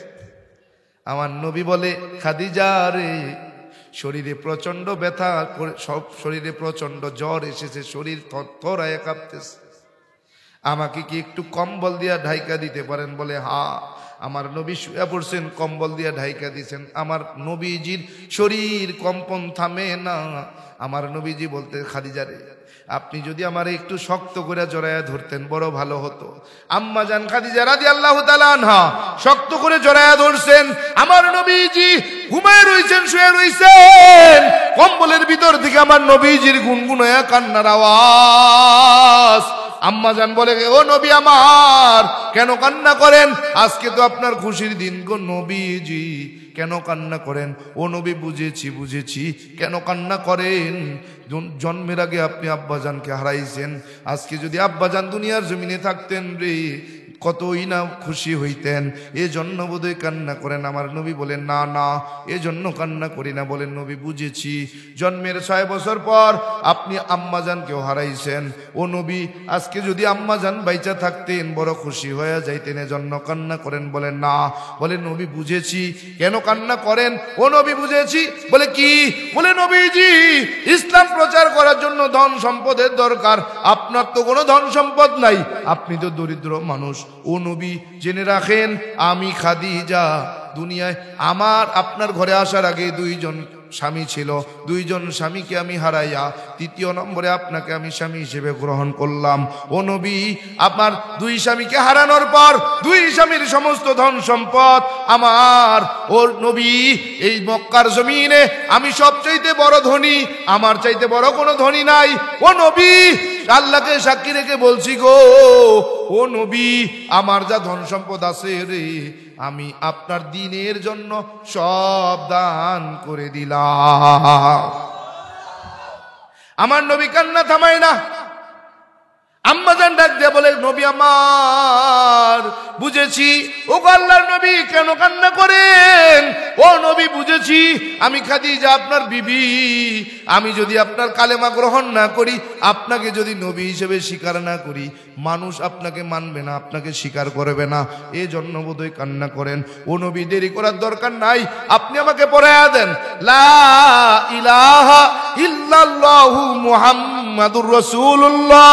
আম্মাজান খাদিজা রাদিয়াল্লাহু তাআলা আনহা কালেমা পড়ে মুসলমান হয়ে গেছেন। দরজার ফাঁকা দিয়ে আলী তাকায়া তাকায়া খেলা দেখে। বলে দরজাটা ধাক্কা দিয়ে কয়, ও মুহাম্মদ, সব কিছু কিন্তু আমি দেখছি রে, দরজার ফাঁকা দিয়ে আমি সব দেখছি। আর দেরি করতে চাই না, আপনিও আমাকে পড়ায়া দেন লা ইলাহা ইল্লাল্লাহু মুহাম্মাদুর রাসূলুল্লাহ। হযরতে আলী, ছোট্ট আলী কালেমা পড়ে মুসলমান হলেন। ও বান্দা, ওইদিকে আবু বকরের কাছে বেঈমানেরা খবর পৌঁছায়া দিছে। বলে, ও আবু বকর, তোমার বন্ধু বোধহয় পাগল হয়ে গেছে, তোমার বন্ধুরে বলে আল্লাহ নবুয়ত দান করছে, এখন নাকি তোমার বন্ধু নবী হয়ে গেছে। বলে কে বলছে? বলে মুহাম্মদ। যদি মুহাম্মদ বলে তাইলে সত্য বলছে। আমিও কালেমা পড়ে মুসলমান হয়ে গেলাম। ওইদিকে আবু বকর কালেমা পড়ছে, এইদিকে আলী কালেমা পড়ছে, ওইদিকে আম্মাজান খাদিজা কালেমা পড়ছে। বলে কালেমা পড়ে ফেললেন। কোরআন নাজিল হইতেছে মক্কার জমিনে। কোরআন পাঠায় আমার আল্লাহ। সূরা কাউসার নাজিল হয়েছে, ইন্না আতাইনাকাল কাউসার ফাসাল্লি লিরাব্বিকা ওয়ানহার ইন্না শানিআকা হুয়াল আবতার। কোরআন নাজিল হয়ে গেছে। আমার নবীজি সূরা কাউসারটাকে কাবার দেওয়ালের মধ্যে সুন্দর কইরা সাজায়া রাখছে, লিখা রাখছে। বেঈমানেরা কাবার পাশ দিয়ে হেঁটে যায়, তাকায়া দেখে কি সুন্দর ছন্দ দেখা যায়। এত সুন্দর ছন্দ কেরা লিখছে রে? বেঈমানেরা বলে মুহাম্মদ। কে লিখছে? মুহাম্মদ। বলে এত সুন্দর কথা কোথায় পাইল? এত সুন্দর ছন্দ, এত সুন্দর মন্ত্র কোথায় পাইল? বলে মুহাম্মদ নাকি আল্লাহর নবী হয়ে গেছে, তার আল্লাহ নাকি আসমান থেকে এই মন্ত্র পাঠাইছে। আবু জেহেল কেমন বেঈমান! কয়, এই মক্কায় কি এই মুহাম্মদের সাথে জ্ঞানী মানুষ, শিক্ষিত মানুষ ছিল না? আল্লাহ সহে দেখে না? এটা উম্বি মানুষ যে লেখাপড়াই জানে না, এর উপরে কোরআন নাজিল করবে আর তারে নবী বানাবে, এটা মানা যায়? নাউজুবিল্লাহ। কয় না না, এটা মুহাম্মদের কল্পনা কাহিনী ছাড়া আর কিছু হতে পারে না। এরকম ছন্দ, এরকম মন্ত্র আমরাও বানাইবার পারি। মুহাম্মদ আমার নবীজির কাছে যখন খবর চলে গেছে, আমার নবীজির কাছে যখন বলছে, বেঈমানেরা বলছে এরকম মন্ত্র ওরাও বানাইতে পারে, এটা নাকি তোমার ভ্রান্ত ধারণা, কল্পনা কাহিনী ছাড়া কিছু না। আমার নবীজি একটু চিন্তিত হয়ে গেছেন। আমার আল্লাহ কয়, ও জিবরাইল, তাড়াতাড়ি যাও, আমার নবী যেন কোনো চিন্তা না করে, আমার নবী যেন কোনো টেনশন না করে, তাড়াতাড়ি যাও। জিবরাইল আমিন আসছে আমার নবীর কাছে, বলতেছে, নবী আমার, টেনশনের কোনো কারণ নাই, চিন্তার কোনো কারণ নাই। আল্লাহ তাআলা আমার মাধ্যমে, আপনাকে চ্যালেঞ্জ করার দরকার নাই, আমার আল্লাহ তাআলা নিজেই আমার মাধ্যমে চ্যালেঞ্জের খবর জানিয়ে দিয়েছে। আমার আল্লাহ তাআলা জানায় দেয়, ফাইল্লাম তাফআলু ওয়ালান তাফআলু ফাত্তাকুন নারাল্লাতী ওয়াকুদুহান নাসু ওয়াল হিজারা। ও নবী, টেনশনের কোনো কারণ নাই, আমার আল্লাহ চ্যালেঞ্জ ছুড়ে দিয়েছে। বলে তাদের সঙ্গে আপনার চ্যালেঞ্জ করার কোনো প্রয়োজন নাই, আমার আল্লাহ নিজেই চ্যালেঞ্জ করছেন। ফা ইল্লাম তাফআলু, যদি তোমরা পারো কোরআনের সবচাইতে ছোট সূরা 3 লাইনের একটা ছন্দ বানায়া দেখাও। ওয়ালাং তাফআলু, কখনোই তোমরা তা পারবে না। যদি না পারো, ফাত্তাকুন নারাল্লাতী ওয়াকুদুহান নাসু ওয়াল হিজারা, তাইলে ওই জাহান্নামের আগুনকে ভয় করো, যেই জাহান্নামের আগুন আমি জ্বালাবো মানুষ আর পাথর দিয়া। বেঈমানেরা তারপরেও মানছেনি, বলে এরকম ছন্দ এরকম মন্ত্র আমরা বানাইবার পারি। আবু জাহাল খবর দিয়েছে আমার নবীকে, এই মুহাম্মদ দুপুরবেলা বাড়িতে আইবা, তোমার সঙ্গে এই মন্ত্র বানানো নিয়ে চ্যালেঞ্জ হবে। আমিও একজন কবি সাহিত্যিক দার্শনিক দাওয়াত দিছি, এই তোমার মতো মন্ত্র বানায়া তোমারে শুনাইয়া দিবে। আমার নবীজি কয় ঠিক আছে। ওই দিক আবু জাহাল কবি সাহিত্যিক দার্শনিক গবেষক নিয়ে বইয়া পড়ছে, বইয়া বইয়া অপেক্ষা করতেছে আমার নবী আসবে কখন। আমার নবী যখন রওনা করছে, পথের মধ্যে দেখা যায় আমার নবীর চেহারা মোবারক দেখা যায়, ওই বেঈমান কবি লাফ দিয়া দাঁড়ায় গেছে। আবু জেহেল কয় দাঁড়ায় লিখা, ও দাঁড়ায় লিখা ব কয় লিডার। মনের মধ্যে অশান্তি শুরু হয়ে গেছে, কয় পেরেশানি বড় ভালো লাগে না। বলে ব দাঁড়াবি না। আমার নবী যখন আরো কাছে আসছে, দ্বিতীয়বার লাফ দিয়ে দাঁড়ায় গেছে। আমার নবীর চেহারা দেখে ওই দাঁড়াইলি কে ব খালিদার কে আসে, দেখে যে আমার শরীরের মধ্যে অশান্তি শুরু হয়ে গেছে। অশান্তি না, বয় নেব বুঝছি। আমার নবীজি যখন একবারে কাছাকাছি চলে আসছে, লাফ দিয়া দাঁড়ায় গেছে। আবু জাহাল কয় ব্যাপার কি কবি, দাঁড়াইলা কেন? কলিদার ভিতরের মধ্যে অশান্তি শুরু হয়ে গেছে, পেরেশানি শুরু হয়ে গেছে। বলে ব ব ব বলে মোহাম্মদ তুমি যেই মন্ত্রতন্ত্র শুনাও, এই যে কবি বইয়া রয়েছে এরকম মন্ত্রতন্ত্র বানায়া দিবে। বলে দেন। কবিরে কয় কবি তাড়াতাড়ি মন্ত্র বানাও, এই 3 লাইনের একটা মন্ত্র বানায়া দাও। কবি বসছে লিখতেছে লিখতেছে, না না না কোনো ছন্দ হয় না, কোনো মন্ত্র বানানো যায় না। তবে একটা লাইন বানায়া ডাক দেয়া কয় লিডার, একটা মাত্র লাইন হয়, 1 লাইনে কোনো ছন্দ হয় না। ছন্দ বানাইতে কমপক্ষে 3 লাইন লাগে, আর উপরে যে কয় লাইন বানানো যায়। বলে 3 লাইনের নিচে কোনো ছন্দ বানানো যায় না। বলে কেন? বলে একটা লাইন মাত্র হয়, মুহাম্মদের লিখা যেই ছন্দ আছে রে, ওইটার সঙ্গে একটা লাইন জড়াইয়া দিলে 4 লাইনের ছন্দ হয়।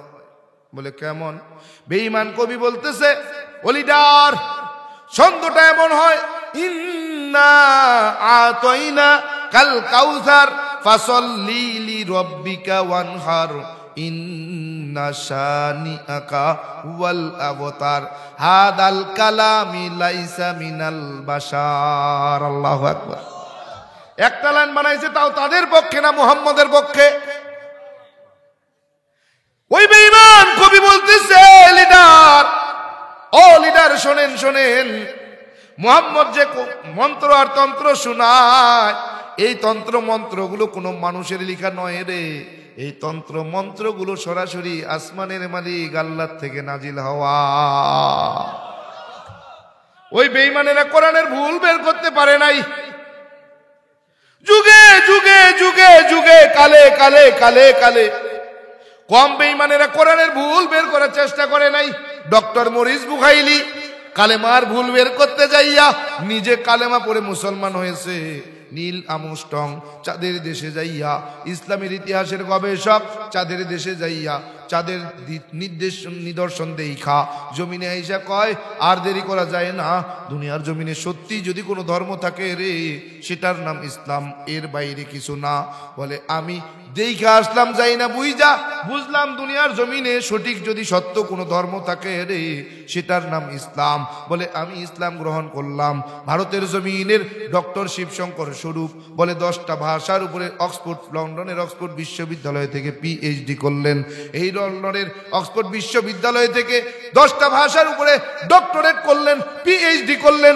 ডক্টর শিবশঙ্কর স্বরূপ ভারতের জমিনের গয়া কাশী বৃন্দাবন সহ 7টা তীর্থস্থানের পণ্ডিত পুরোহিত, যাকে ভারতের হিন্দুরা ভগবান বইলা চিনতেন, ভগবান বইলা ডাকতেন। এই ডক্টর শিবশঙ্কর স্বরূপ বলে, দুনিয়ার জমিনে মুসলমানরা যে কোরআনের কথা বলে কোরআন ভুল, মুসলমানরা যে কালেমার কথা বলে কালেমার মধ্যে ভুল, বলে কালেমার ভুল বের করার জন্য ডক্টর শিবশঙ্কর স্বরূপ চেষ্টা শুরু করে দিল, গবেষণা শুরু করে দিল। এক পর্যায়ে রাতে, গভীর রাত্রে স্বপ্ন দেখে ঘুম ভেঙে গেল। বলে আজব একটা স্বপ্ন দেখলাম, ঘুম ভেঙে গেল। না আর ঘুম আসে না। বলে দৌড়ালাম বিবির কাছে বলবো। বিবির কাছে বলতে যাওয়ার সময় রুমের দরজা কেবল খুললাম, খুইলা দেখি বিবি দরজার সামনে হাজির হয়ে গেছে। বলে বিবি কি ব্যাপার? বলে স্বামী এমন একটা আজব স্বপ্ন দেখেছি, বলার জন্য আপনার কাছে আসছি। কেমনে জানলেন আমি দরজার সামনে হাজির? দরজা খুলে দিলেন, আপনাকে না ডাকার দরজা খুলে দিলেন। ডক্টর শিবশঙ্কর স্বরূপ বলে, বিবি আমিও একটা আজব স্বপ্ন দেখছি, স্বপ্নটা বলার জন্য যাইতেছি, এজন্য তোমার ডাক শুনি না গাই। আমি দরজা খুইলা দেখছি তুমি হাজির হয়ে গেছো। মেয়ে পাশের রুম থেকে দরজা খুইলা বাইর হয়ে দেখে বাবা মা এক জায়গায়। বলে বাবা মা তোমরা এক জায়গায়? বলে কেন এত রাত্রে ঘুম থেকে উঠছ? বলে আজব এক স্বপ্ন দেখলাম, বলার জন্য হাজির হয়ে গেলাম। বলে কি স্বপ্ন? বলে বাবা আপনি কি স্বপ্ন দেখছেন আপনি বলেন। বিবি বলে স্বামী কি স্বপ্ন দেখছেন বলেন। ডক্টর শিবশঙ্কর স্বরূপ বলে, আমি ঘুমের মধ্যে তাকায় দেখলাম এক আল্লাহর গোলাম, মাথায় টুপি পরা, কোকড়ানো কালো মিসমিচে লম্বা লম্বা দাড়ি, পরনে সাদা ধবধবে একটা লম্বা জামা পইরা আমারে ডাকতেছে, ও শিবশঙ্কর স্বরূপ নাজাত যদি পাইতে চাও, যেই কালেমার ভুল বের করতে চেষ্টা করেছো রে, ওই কালেমা পড়ে মুসলমান হয়ে যাও। হ্যাঁ শিবশঙ্কর স্বরূপ, স্বর্গে যদি যেতে চাও, যেই কালেমার ভুল বের করার চেষ্টা করো, ওই কালেমা পড়ে মুসলমান হয়ে যাও। বিবি বলে স্বামী একই স্বপ্ন তো আমি দেখেছি। মেয়ে ডাক দিয়ে বলে বাবা একই স্বপ্ন তো আমিও দেখেছি রে। শিবশঙ্কর স্বরূপ বলে, পরিবারের সবাই একই সঙ্গে একই স্বপ্ন দেখা, এটা কোনো সাধারণ বিষয় হতে পারে না, আজব একটা বিষয় রে।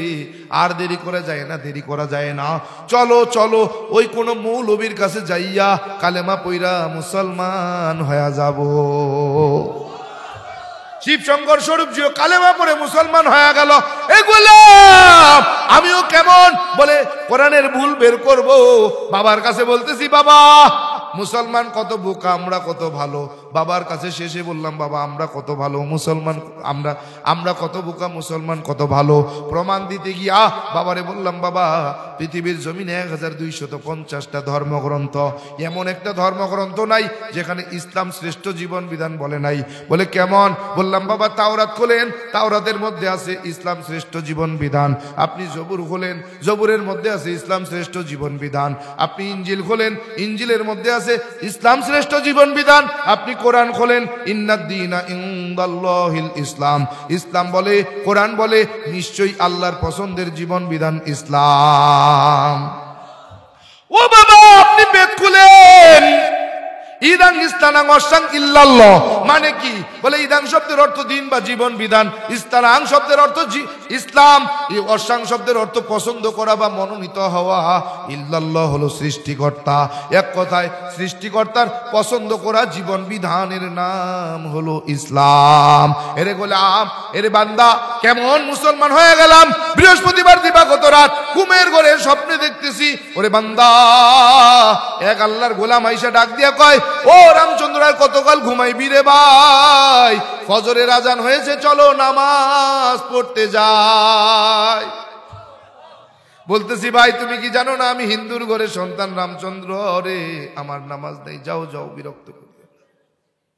প্রথম জন চলে গেল, দ্বিতীয় জন আসলো চলে গেল, তৃতীয় জন আসলো চলে গেল, চতুর্থ জন আইসা ডাক দেয়া কয় রামচন্দ্র রে স্বর্গে নিয়ে যাবি নাজাত পাইবি, স্বর্গে যদি যেতে চাও নাজাত যদি পাইতে চাও কালেমা পড়ে মুসলমান হয়ে যাও। ও গোলাম বললাম আপনি কি জানেন না আমি হিন্দুর ঘরে সন্তান? আপনি কি জানেন না আমার কোনো নামাজ নাই? বলে রামচন্দ্র নামাজ ছাড়া নাজাত পাওয়ার কোনো উপায় নাই, নামাজ ছাড়া জান্নাতে যাওয়ার কোনো রাস্তা নাই। বললাম হুজুর আমি যতটুকু জানি নামাজ পড়তে গেলে ঈমান থাকা শর্ত, ঈমান না থাকলে নামাজে কোনো দাম হবে না। বলে বাবা চলো তোমারে কালেমা পড়াইয়া দেই। বলে না না যাব না। বারবার বারবার বারবার নিষেধ করার পরেও বলে রামচন্দ্র তোমারে না নিয়ে আজকে আমি মসজিদে যাব না। উত্তরে মাথা দিয়া দক্ষিণে পা দিয়া শুয়ে রইছি। আমার ডান পাশে ঠিক এতটুকু খোলা জায়গা, একজন মানুষ সুন্দরভাবে চলাফেরা করতে পারে, এর বেশি না। আমার ডান হাতের ঠিক এই বরাবর দাঁড়াইয়া ডাক দেয়া করে রামচন্দ্র চলো না। না না না যাব না। আমার ভালো মনে পড়ে ডান হাতের ঠিক এই জায়গাটায় শক্ত কইরা ধইরা টান দিয়ে উঠায় বসায় দিছেন। বলে রামচন্দ্র চলো। না না না না যাব না।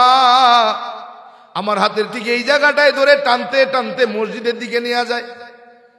বললাম হুজুর অজু তো জানি না।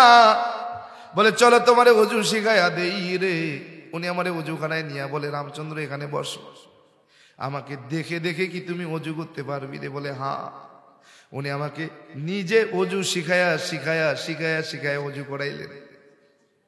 অজু শেষ কইরা আমারে টানতে টানতে মসজিদের দরজার সামনে দাঁড়াইয়া মুসল্লিদের ডাক দেয়া কয় মুসল্লিরা রে, জান্নাতি মানুষ দেখবি নাকি? আয় আয় আয় আয় আয়। মুসল্লিগুলো দৌড়ে আইসা দেখে আমি রামচন্দ্র। বলে হুজুর মস্করা করেন, কোথায় জান্নাতি মানুষ দেখি? হিন্দুর ঘরে সন্তান রামচন্দ্র কেমনে জান্নাতি হয়? বলে মুসল্লিরা জানো না, মান ক্বালা লা ইলাহা ইল্লাল্লাহু মুহাম্মাদুর রাসূলুল্লাহ মুখলিসান ফাদাখুলাল জান্নাহ। ও মুসল্লিরা জানো না, যে ব্যক্তি একবার ঈমান সহ কালেমা শরীফ পাঠ করবে রে, তার নামটা জাহান্নাম থেকে কাইটা জান্নাতের খাতায় উঠায়া দিবে। মুসল্লিগুলো দৌড়াইয়া আসছে, কেউ কোলাকুলি করে, কেউ মোসাফা করে, কেউ গালের মধ্যে চুমু, কেউ কপালে চুমু দেয়। আমারে টানতে টানতে মসজিদের মাঝখানে বসাইয়া চারপাশে গোল হয়ে বসছে। হুজুর চতুর্থ নম্বরের ব্যক্তি, হুজুর আমার সামনে হাঁটুর সঙ্গে হাঁটু লাগাইয়া কালেমার তালকিন দিতেছেন। বলে রামচন্দ্র পড়ো না, লা ইলাহা ইল্লাল্লাহু মুহাম্মাদুর রাসূলুল্লাহ। এই রামচন্দ্র পড়ো, আশহাদু আল্লা ইলাহা ইল্লাল্লাহু ওয়াহদাহু লা শারীকা লা ওয়া আশহাদু আন্না মুহাম্মাদান আবদুহু ওয়া রাসূলুহু। কালেমা পড়াইয়া দিলেন। বলে নাম পরিবর্তন করা দরকার? বলে হ্যাঁ। কি নাম দেওয়া যায়? বলে আল্লাহ তাআলার কাছে প্রিয় নাম 1 নম্বরে আব্দুর রহমান, 2 নম্বরে আব্দুল্লাহ। বলে হুজুর আব্দুর রহমান নামটা দিলে বড় ভালো হয়। মুসল্লিরা আব্দুর রহমান নাম রেখে দিলেন। ইমাম সাহেব হুজুর নিজেই নামাজের ইমাম হইয়া আমাদের মুসল্লি বানাইয়া নামাজে দাঁড়ায়া গেলেন। সালাম যখন ফিরাইলাম, তাকায় দেখি আমি রামচন্দ্র আমার বিছানায় শুয়া। আর ঘুম হলো না, টেনশন বেড়ে গেল। কোথায় কে নিয়ে গেল? কে আমারে ওযু শিখাইলো? কে কালেমা পড়াইলো? কে আমার নাম রাখলো? কে মসজিদের ইমাম হয়ে আমারে ফজরের নামাজ আদায় করাইলো? গোলাম আর ঘুম হলো না। ফজরের নামাজের সামনে যায়া দরজার মসজিদের দরজায় দাঁড়ায় অপেক্ষা করতে লাগলাম। ইমাম সাহেব সালাম ফিরাইয়া যখন মুসল্লিদের দিকে ঘুরা বসছে, তাকায় দেখে আমি রামচন্দ্র দাঁড়ায় আছি। বলে মুসল্লিরা, হিন্দু ছেলেটা এত সকালবেলা কেন আসছে রে? কোনো বিপদ আপদ বালা মুসিবত কি হয়েছে? কাছে যায় কয় বাবা কোনো বিপদ আপদ বালা মুসিবত হয়েছে? বললাম না। বলে কেন তুমি এত সকালবেলা ঘুম থেকে উইটা মসজিদের সামনে আসলা? বললাম হুজুর একটা স্বপ্ন দেখেছি, স্বপ্নের ব্যাখ্যা জানতে চাই। বলে কি স্বপ্ন দেখলা? বললাম হুজুর সব ঘটনা যখন বলছি, হুজুর কয় না না না না, এই স্বপ্ন তোমার জন্য হতে পারে না। তুমি হিন্দুর সন্তান, এই স্বপ্ন দেখতে পারো না। এই স্বপ্ন দেখবে মুসলমানের সন্তানেরা। এই স্বপ্ন কেন তুমি দেখবা? না বিশ্বাস হয় না। বললাম হুজুর কি করলে, কিভাবে বললে বিশ্বাস করবেন বলেন? বলে বাবা স্বপ্নের মধ্যে নিয়ে অজু করছো, অজুর কথা তোমার স্মরণ আসেনি? বলে হ্যাঁ। বলে চলো অজুখানায় চলো। ইমাম সাহেব ডাক দিয়ে কয় বাবা অজু করে দেখাইতে পারবো? বলে হ্যাঁ। বলে অজু করে দেখাইয়া দাও। অজু যখন শেষ হয়ে গেল, ইমাম সাহেব বুকের সঙ্গে জড়াইয়া, টান দিয়া বুকের সঙ্গে জড়াইয়া চোখের পানি চাইরা ডুকরায় ডুকরায় কাঁদতেছে আর বলতেছে বাজান রে, তোমার ভাগ্য বড় ভালো, তোমার মতো ভাগ্যবান আর কে আছে রে? তোমার মতো ভাগ্য কার ভালো, তোমার মতো কার নসিব ভালো হবে? টানতে টানতে মসজিদের দরজায় নিয়া ডাক দিয়া কয় মুসল্লিরা, জান্নাতি মানুষ দেখবি নাকি? আয় আয় আয় আয় আয়। মুসল্লিগুলো দৌড়াই এসে দেখে আমি রামচন্দ্র, বলে হুজুর মস্করা করেন, কোথায় জান্নাতি মানুষ দেখি রামচন্দ্র? বলে তোমরা জানো না, স্বপ্নের মধ্যে কালেমা পড়ছে, মুসলমান হয়ে গেছে।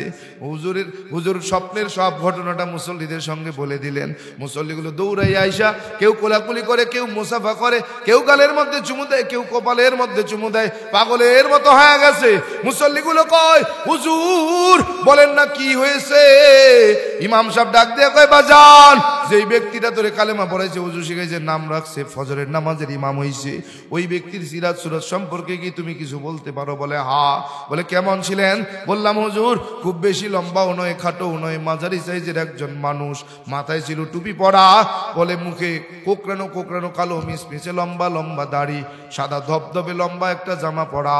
ও বাবা দেখছো নি ওই ব্যক্তিটার চেহারা মোবারক, তুমি কি দেখছো? বলে হ্যাঁ। বলে কেমন ছিলেন তার চেহারা মোবারক? বললাম হুজুর দাদি নানিদের মুখে শুনেছিলাম চাঁদেরও কলঙ্ক আছে, কিন্তু ওই পূর্ণিমার চাঁদ যখন পূর্ব আকাশে ওঠে, পুরো দুনিয়া আলোয় আলোকিত হয়। ওই অন্ধকার রাতে ওই ব্যক্তি যখন আমার রুমের মধ্যে ঢুকছে, তাকায় দেখছি চাঁদের কলঙ্ক থাকতে পারে রে, ওই ব্যক্তির চেহারার মধ্যে কোনো কলঙ্কের ছাপ নাই। ইমাম সাহেব জড়ায় ধরে কয়, বাজান আমার সঙ্গে একটু ওয়াদা করবা? বলে কি ওয়াদা? বলে বাবা কাল হাসরের মাঠে যখন আল্লাহ তাআলা তোরে জান্নাত দিয়া দিবে রে, ওই সময় তুই কি আমার তোর সঙ্গে একটু জান্নাতে নিয়ে যাবে? বললাম হুজুর আমি যে জান্নাতে যাব তার কোনো প্রমাণ গ্যারান্টি কি আপনার কাছে আছে? বলে হ্যাঁ। বলে কি? বলে যেই যদি কেউ সরাসরি আমার নবীর চেহারা মোবারক দেখে, স্বপ্নের মাধ্যমে আমার নবীর চেহারা মোবারক দেখে, যে ওই ব্যক্তির জন্য জান্নাতের সুপারিশ করা আমার নবীর ওয়াজিব হয়ে যায়।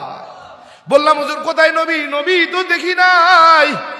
বলে বাবা স্বপ্নের বর্ণনা যেইভাবে বলছো, ব্যাখ্যা যেইভাবে করছো, ও বাবা স্বপ্নের বর্ণনার মধ্যে যদি কোনো ভুল না থাকে, কোনো ধোঁকা না থাকে রে, যেই ব্যক্তিটা তোরে কালেমা পড়াইছে, ওযু শিখাইছে, নাম রাখছে রে, যেই ব্যক্তি তোর ইমামতির যার ইমামতিতে তুমি নামাজ পড়ছো, ওই ব্যক্তি আর কেউ নয়, কেউ নয়, ওই ব্যক্তি ছিলেন শেষ নবী, বিশ্ব নবী মুহাম্মদ আরবি মুহাম্মাদুর রাসূলুল্লাহ সাল্লাল্লাহু আলাইহি ওয়া আলিহি ওয়া সাল্লাম। বললাম হুজুর কেন আসছেন? বলে বাবা স্বর্গে যেতে চাও? বলে হ্যাঁ। বলে স্বর্গে যদি যেতে চাও ওই ধর্ম মানো যেই ধর্মের মধ্যে নামাজ আছে, নামাজ। বললাম হুজুর আমার করণীয় কি আছে? বলে করণীয় নাই, সব স্বপ্নের মধ্যে কমপ্লিট, এখন শুধু আনুষ্ঠানিকতা বাকি আছে। বলে কি? বলে সবাই শুধু জানবে তুই মুসলমান, এটা শুধু বাকি আছে। বললাম কেমনে? বলে বাবা তুমি যদি রাজি থাকো, আজ অগ্রহণের চরমনের মাহফিল উদ্বোধন হবে রে, সৈয়দ ফজলুল করিম হাফিজাহুল্লাহ চরমনের মাহফিলের উদ্বোধনী বয়ানের দ্বারা চরমনাই অগ্রহণের মাহফিল শুরু করবে, তুমি যদি রাজি থাকো আমার সঙ্গে যাইতে পারো। বললাম হুজুর আমি রাজি। বলে এমনি যাওয়া যাবে না, তোমার বাবার কাছে একটু ফোন দেওয়া লাগবে। বললাম হ্যাঁ। বাবার কাছে ফোন দিয়ে ইমাম সাহেবের কাছে ধরায় দিলাম। ইমাম সাহেব ফোন দিয়ে কয় কাকা আদাব? বলে আদাব। বলে রামচন্দ্র আপনার ছেলে? বলে হ্যাঁ। কি করছে আমার ছেলে? বলে কিছু করে নাই, তবে কাকা আপনার ছেলে রামচন্দ্র মুসলমান হতে চায়, আপনার অনুমতি প্রার্থনা করে। বলে ইমাম সাহেব আমার বংশের মধ্যে যদিও সে সবচাইতে ছোট, জ্ঞানের দিক থেকে সবার চাইতে বেশি, শিক্ষার দিক দিয়েও সবার চাইতে বেশি, ও যদি মনে করে ইসলাম ধর্ম শ্রেষ্ঠ ধর্ম, সত্য ধর্ম, ও ইসলাম যদি গ্রহণ করতে চায়, আমি বাবার পক্ষ থেকে কোনো বাধা নাই, নিষেধ নাই। ও গোলাম ইমাম সাহেব আমার নিয়ে চরমনের জমিনে হাজির হয়ে গেছে। ইমাম চরমনাই হুজুর পীর সাহেব রহমতুল্লাহ আলাইহির মাত্র বয়ান শেষ হয়েছে, হাত উঠাবে, স্টেজের সামনে আমার নিয়ে ডাক দেয়া কয় হুজুর এমন এক আল্লাহর বান্দারে নিয়ে আইছি, যে ব্যক্তি স্বপ্নের মধ্যে কালেমা পড়ছে, স্বপ্নের মধ্যে নাম রাখছে। হুজুর আপনি যদি একটু কালেমা পড়াইয়ার নামটা শুনাইয়া দিতেন বড় ভালো হইতে। বলে হুজুর যেই ব্যক্তিটা কালেমা পড়াইছে, স্বপ্নের বর্ণনা যদি সত্য হয়, যদি কোনো ধোঁকা না থাকে, ওই ব্যক্তিরা ছিলেন আমাদের নবী। নবীজি নিজে তাকে কালেমা পড়াইছে, নবী নিজের জবান দিয়ে তার নামটা ঘোষণা করছে। আমার আল্লাহর কুতুব ডাক দিয়ে কয়, বেটা যেই ব্যক্তিরে আমার নবী কালেমা পড়ায় আমি ফজলুল করিম কি তারে কালেমা পড়াইতে পারে? যেই ব্যক্তিরে আমার নবী নাম রাখে সেই ব্যক্তির নাম কি আমি ফজলুল করিম রাখতে পারে? না না না, যাও যাও, স্বপ্নের মধ্যে সব হয়ে গেছে। মাথাটা আগায় দেয়া কই, হুজুর একটু দোয়া চাইতে আসছি, দোয়া যদি করে দিতেন। বলে, বেটা দোয়া চাওয়ার জিনিস না, দোয়া চাইতে হবে না, যা যা যা দোয়ার কাজ কর। এমন একটা সময় আসবে তুই কাউরে চেনো না, এরে বান্দা, দোয়া একটা সময় আসবে, দোয়া বেড়া ভাঙ্গা ঢুকবে। কি বললাম, হুজুর মাইকি একটু ঘোষণা দিবেন, সবাই আমারে চিনবে। বলে, বেটা তোরে চিনানোর জিম্মাদার তো আমি না রে, তোরে চিনাইবে মোর মাওলা। যা যা চেনার মতো কাজ করবি, এমন একটা সময় আসবে রে তুই কাউরে চেনো না, তোরে সবাই চিনবে। আমার আল্লাহর কুতুবের দোয়া, আজকের এই পরিচয় অগোলাম। মাঝে মাঝে চিন্তা করি, আল্লাহ তাআলা এত সম্মান দিয়েছেন। এই আপনাদের ফরিদগঞ্জ বাজার জামে মসজিদ, বাস স্ট্যান্ড জামে মসজিদে আজকে মাগরিব পড়ার জন্য ঢুকছি মাত্র। ওযু করার জন্য ওযুখানায় যাইতেছিলাম, ইমাম সাহেব বের হয়ে আমারে দেইখা দৌড়াইয়া যাইয়া আগে জড়াইয়া ধরছে। জড়াইয়া ধইরা কয়, হুজুর আপনি আব্দুর রহমান জামি? বলে, হ্যাঁ। আপনি ঠাকুরগার হুজুর? বলে, হ্যাঁ। বলে, হুজুর দিল থেকে কতদিন ধরে আপনারে ভালোবাসি, কতদিন ধরে আপনারে দেখতে মনে চাই। আল্লাহ তাআলা আজকে আপনারে আমার সামনে পৌঁছায় দিছে। দুইটা ছাত্র জেনারেল ছিল, এই দুইটা ছাত্র দৌড়ে আসছে। বলে, হুজুর আপনার বয়ান তো সব সময় শুনি, মনে প্রাণে বড় চাওয়া ছিল, আল্লাহর কাছে বলতাম, আল্লাহ আব্দুর রহমান জামি সাহেবরে একটু সামনাসামনি দেখব। আমি কই, বেটা আজ তোমার চাওয়া আল্লাহ তাআলা কবুল কইরা নিছে রে। এমন ভাবে কবুল করছে, বলে তোমার আমার কাছে যাওয়া লাগে না, আল্লাহ আমাকে তোমার কাছে পাঠায়া দিছে। যুবক, আমাকে আল্লাহ তাআলা যে সম্মান দিছে রে, এই সম্মানের যোগ্য আমি না। এ যুবক, এ বৃদ্ধ বাবাজি পদ্মালের মা, আল্লাহ তাআলা আজকে এই সম্মান দিয়ে আপনাদের সামনে বসায় দিয়া প্রমাণ করতে চায়, ও গোলাম তাকা দেখ, আমি আল্লাহ চাইলে কি করতে পারি আর কি করতে পারি না। হিন্দু ব্রাহ্মণের ঘরে সন্তানরেও আমি মুসলমান বানাইয়া তোমাদের সামনে বসাইয়া বয়ান করাতে পারি। মুসলমানের সন্তানকে আমি নাস্তিক আর মুরতাদ বানাতে পারি। কথা বলেন ঠিক কি না? এজন্য এই যুবক, আজকে এই ময়দান থেকে ওয়াদা করতে হবে, আয় আল্লাহ দুনিয়ার জমিনে যতদিন বাইচা থাকবো, আয় আল্লাহ জীবনে আর কোনোদিন গুনাহ করব না, নেকের কাজ ছাড়বো না। আয় আল্লাহ যতদিন বাইচা থাকবো এক ওয়াক্ত নামাজ আর কাজা করব না। আয় আল্লাহ যতদিন বাইচা থাকবো নবীর একটা সুন্নতের জবাই করব না। এরে বান্দা তওবা করো, আল্লাহ জীবনে আর কোনোদিন নবীর সুন্নতের দাড়ির মধ্যে খুর আর ব্লেড লাগাবো না, কাটবো না, ছাড়বো না। আয় আল্লাহ বাবা মায়ের খেদমত করবো, বেয়াদবি করব না। হক্কানি ওলামা একরাম পীর মাশায়েখের সঙ্গেও বেয়াদবি করব না। আয় আল্লাহ, আয় আল্লাহ কোরআনটাকে বিশুদ্ধভাবে তিলাওয়াত করতে শিখব, কোরআনওয়ালা সন্তানের বাবা হব, মা হব। আয় আল্লাহ বেপরদায় বেগানা নারী আর পুরুষের সামনে কখনো যাব না। ও পর্দার আলের মা তওবা করো। আয় আল্লাহ স্বামীর খেদমত করব, স্বামীর সঙ্গে বেয়াদবি করব না। আমার নবী বলে, ও পর্দার আলের মা তোমার জান্নাতে যাওয়া বড় সহজ। বলে, স্বামীর সন্তুষ্টি অর্জন যদি করতে পারো আর দৈনিক 5 বেলার নামাজ পড়তে পারো, রমজান মাসে রোজা রাখতে পারো, পর্দা পুশিদায় চলতে পারো, আমার নবী বলে ইন্তেকাল করতে দেরি, জান্নাত পাইতে দেরি হবে না। ও পর্দা আলের মা আজকে তওবা করো, আল্লাহ জীবনে আর স্বামীর সাথে কখনো বেয়াদবি করব না, স্বামীর খেদমত করব, স্বামীর নেককার বিবি হয়ে যাব, স্বামীর চক্ষু শীতলকারী বিবি বনে যাব। আয় আল্লাহ হে যুবক, হে বৃদ্ধ বাবাজি পর্দা আলের মা তওবা করো, আল্লাহ দেশ ও রাষ্ট্রের বিরুদ্ধে কখনো ষড়যন্ত্র করব না। হে যুবক, হে বৃদ্ধ বাবাজি পর্দা আলের মা তওবার নিয়ত যদি খাঁটি হয়, দিলের মধ্যে যদি মুনাফিক না থাকে, খাঁটি তওবার নিয়তে দুটা হাত আমার আল্লাহরে দেখায়া দাও। নারে তাকবীর, নারে তাকবীর। আল্লাহ তাআলা তওবা করতেছি, জীবনে নামাজ ছাড়বো না, নবীর সুন্নতের জবাই করব না। আয় আল্লাহ পিতামাতার খেদমত করব, বেয়াদবি করব না। হক্কানি ওলামা একরাম পীর মাশায়েখের সঙ্গে বেয়াদবি করব না। কোরআনটাকে বিশুদ্ধভাবে তিলাওয়াত করতে শিখব। কোরআন ওয়ালা সন্তানের বাবা হব, মা হব। আয় আল্লাহ বেপরদায় বেগানা নারী আর পুরুষের সামনে কখনো যাব না। আয় আল্লাহ স্বামীর খেদমত করব, বেয়াদবি করব না। আয় আল্লাহ দেশ ও রাষ্ট্রের বিরুদ্ধে ষড়যন্ত্র করব না। আয় আল্লাহ আপনি আমাদের সকলের তওবাকে কবুল করে নেন, তওবার উপরে মজবুত হয়ে চলার তৌফিক দান করেন। বলেন আমিন। আলহামদুলিল্লাহি রাব্বিল আলামিন। والصلاة والسلام على سيد الأنبياء والمرسلين وعلى آله وأصحابه أجمعين يا أرحم الراحمين يا أرحم الراحمين يا أرحم الراحمين ও দয়ার মালিক আল্লাহ, আসর থেকে নিয়ে গভীর রজনী পর্যন্ত বাজার খোলা তালিমুল ইসলামী নুরানিয়া মাদ্রাসা যুব সমাজের উদ্যোগে এক জান্নাতের বাগান বসেছে রে আল্লাহ। আসর থেকে নিয়ে গভীর রজনী পর্যন্ত আলোচনা হয়েছে। আয় আল্লাহ আমরা যারা আলোচনা করেছি, যারা বসে বসে শুনেছি, আয় আল্লাহ ভুল ত্রুটিগুলো ক্ষমা করে কবুল আর মঞ্জুর করে নেন। আল্লাহ মাহফিলখানা এলাকাবাসীর হেদায়েতের জরিয়া বানায়া দেন।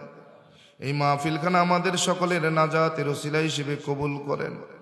আয় আল্লাহ যারা টাকা দিয়ে, পয়সা দিয়ে, শ্রম দিয়ে, বুদ্ধি দিয়ে এত সুন্দর ইন্তজাম করেছেন, সকলের দানগুলো হযরত আবু বকর সিদ্দিক রাদিয়াল্লাহু আনহুর মতো কবুল করে নেন। আজকের মাহফিলের সভাপতি, প্রধান অতিথি, আমন্ত্রিত অতিথি সকলকে কবুল আর মঞ্জুর করে নেন। আয় আল্লাহ সকলের হায়াতে বরকত দান করেন, নেক হায়াত লম্বা করে দেন। আয় আল্লাহ তাআলা ওয়া রব্বে করিম, যা কিছু আমলের বয়ান হয়েছে সর্বপ্রথম আমি গুনাহগারকে আমল করার তৌফিক দিয়া দেন। যারা বসে বসে শুনেছি আমাদের সকলকে আমল করার তৌফিক দেন।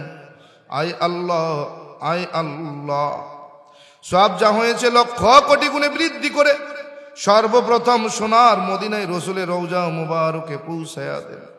সাইয়েদিনা আব্বাজান আদম আলাইহিস সালাম থেকে নিয়ে শুরু করে পদ্মবতী যত মুসলমান নরনারী আপনার ডাকে সাড়া দিয়েছেন, সকলের আরো ভাগের সওয়াবখানা হাদিয়া পৌঁছায়া দেন। আয় আল্লাহ তাআলা আমরা যারা হাত পেতে আমিন আমিন আমিন বলছি, মালিক জানি না কার যেন জনম দুঃখিনী আম্মা নাই, কার যেন জনম দুঃখী আব্বা নাই, কে যেন আম্মা আব্বা হারা চিরয়তীম।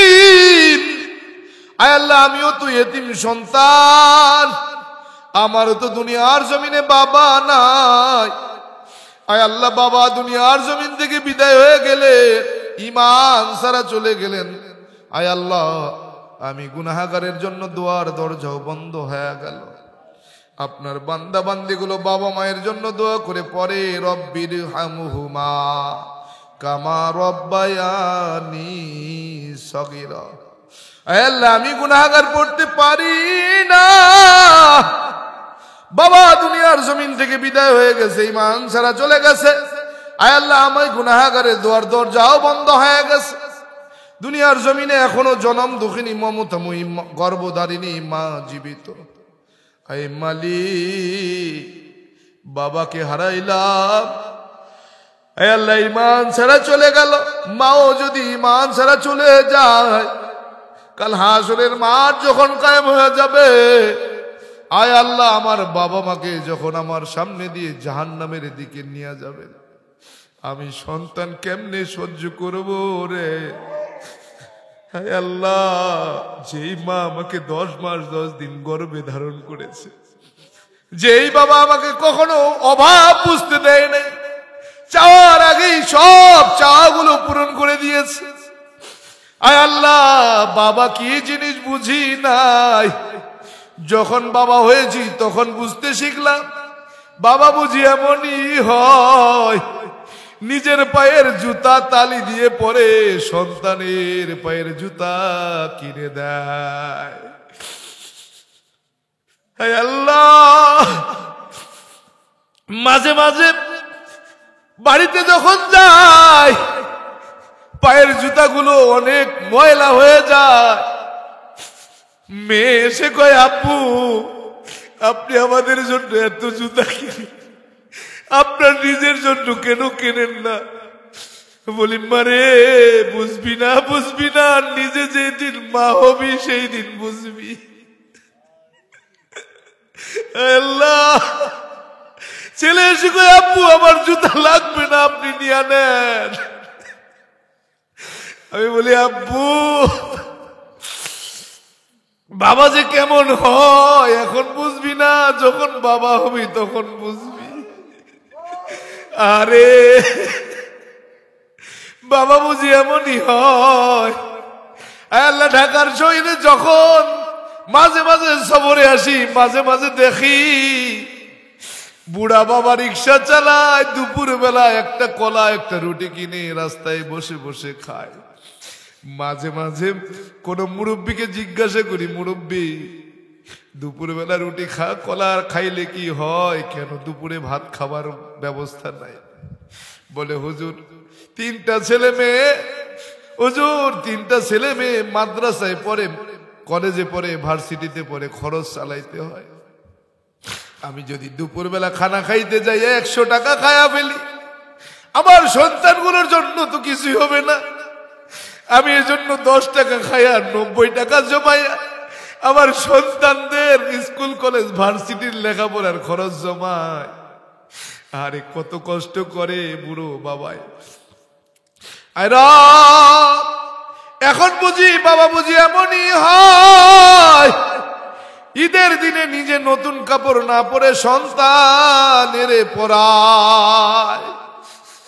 আয় আল্লাহ, মাঝে কেমন হয় আগে বুঝি নাই, এখন মাঝে মাঝে যখন বাড়িতে যাই, গভীর রাত্রিতে যখন বাড়িতে পৌঁছাই রে, দেখি বিবি ঘরের মধ্যে সন্তান কোলে নিয়ে হাঁটাহাঁটি করে। বলি, বিবি ঘুমাও না? বলে, স্বামী চোখে ঘুম আছে, সন্তানের চোখে যে ঘুম নাই, আমি মা সন্তানকে রাইখা কেমনে করে ঘুমাই?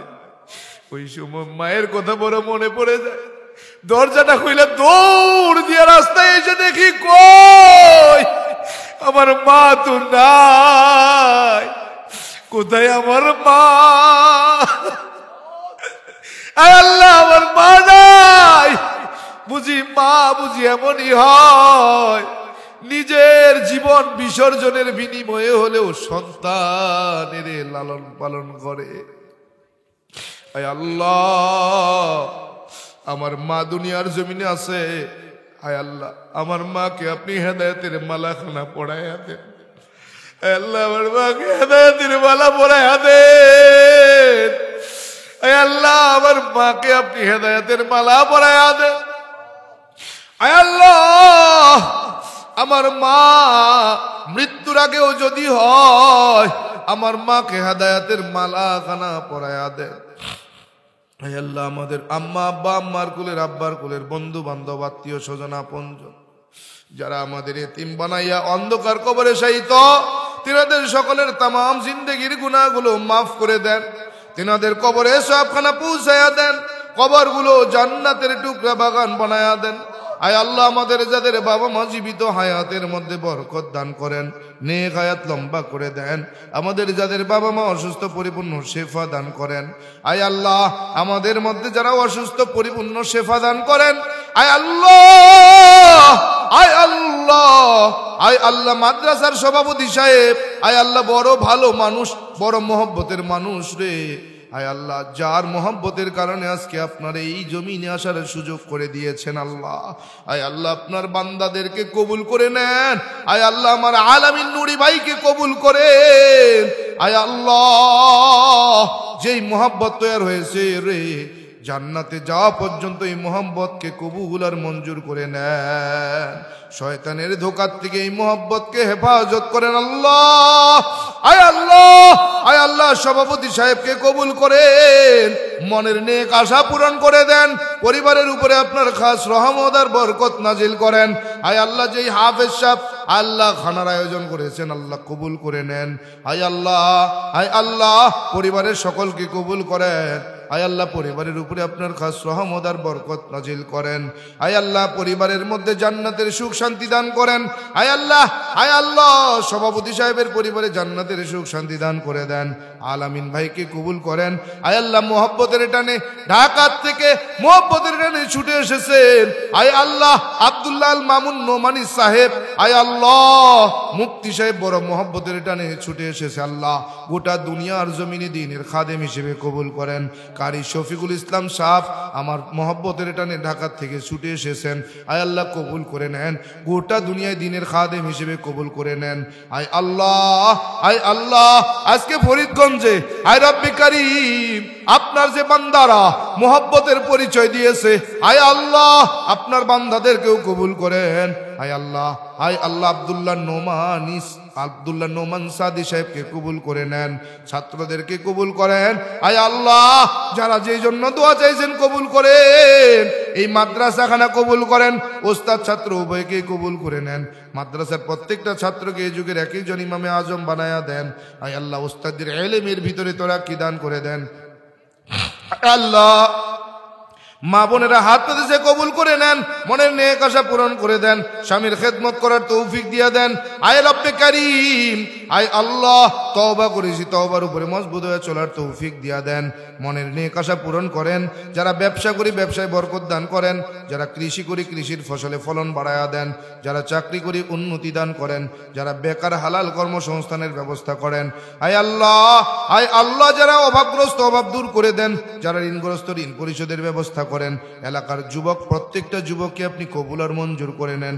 প্রত্যেকটা যুবককে আপনি আয় আল্লাহ হযরত আবু বকর